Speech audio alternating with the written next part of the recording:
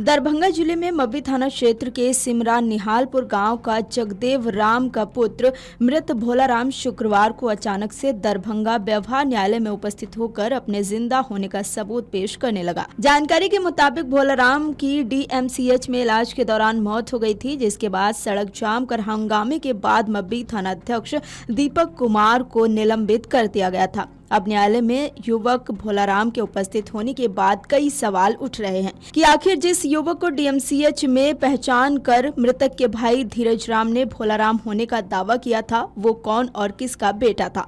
अगर वो भोलाराम नहीं था तो परिजनों ने कैसे उसे भोला के रूप में पहचान कर उसका इलाज कराया। इतना ही नहीं, उसकी मौत के बाद परिजन हंगामा भी करने लगे थे। न्यायालय के सामने भोलाराम ने बताया कि उसे ललित नारायण मिथिला विश्वविद्यालय के नागेंद्र झा स्टेडियम से कुछ लोगों ने उसके मुंह पर रुमाल रखकर बेहोश कर दिया था।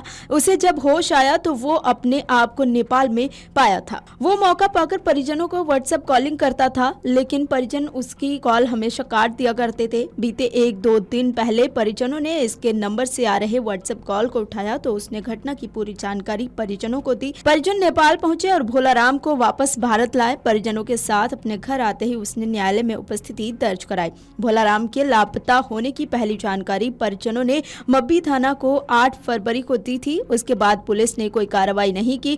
इस दौरान 26 फरवरी को दोनार अलल पट्टी रेलवे ट्रैक के पास कुछ युवकों को एक दोनों हाथ और पैर कटा हुआ युवक मिला था, जिसे युवकों द्वारा इलाज के लिए डीएमसीएच में भर्ती कराया गया था। इसकी पहचान परिजनों ने अस्पताल में जाकर भोलाराम के रूप में की थी। 2 दिनों तक इलाज भी कराया था, लेकिन अगले दिन उसकी मौत हो जाने के बाद परिजनों ने शिवधारा आजमनगर सड़क को जाम कर हंगामा किया था। इस हंगामे के बाद एसएसपी जगुनाथ रेड्डी ने कार्रवाई करते हुए मब्बी थानाध्यक्ष दीपक कुमार को निलंबित कर दिया था। अब युवक जिंदा बरामद होने के बाद कई सवाल उठ खड़े हुए हैं। ये चर्चा का विषय भी बना हुआ है।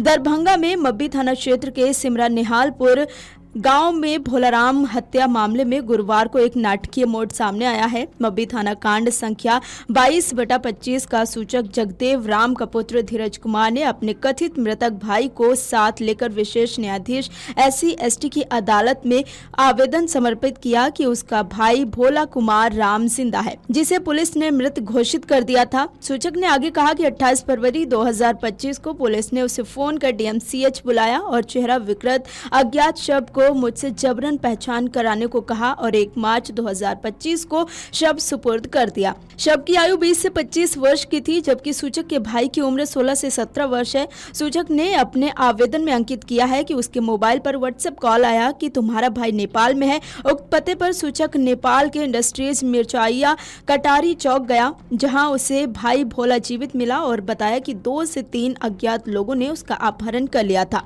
उसे एक कमरे में बंद कर रखा था। स्पेशल पीपी संजीव कुमार कुंवर ने सूचक का आवेदन की प्रति प्राप्त कर कांड के अनुसंधानक को सूचित किया।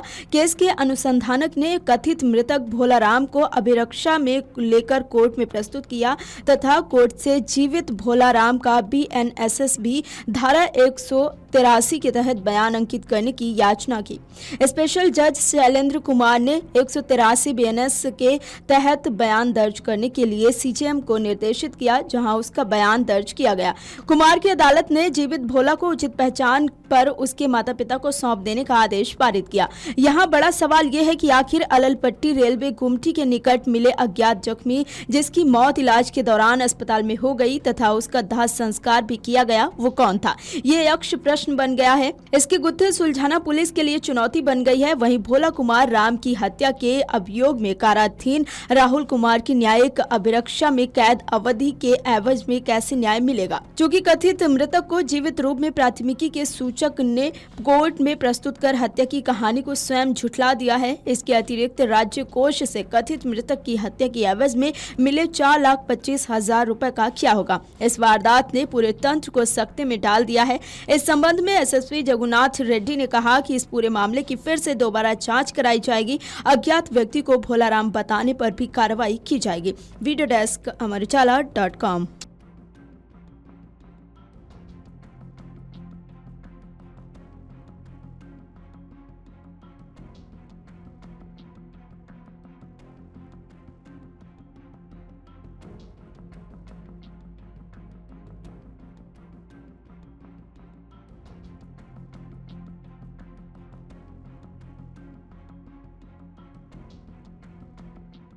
अगर आप ये वीडियो YouTube पर देख रहे हैं तो हमारे चैनल को सब्सक्राइब करें और बेल आइकन को दबाना ना भूलें। अगर आप Facebook पर ये वीडियो देख रहे हैं तो हमारे पेज को लाइक करें।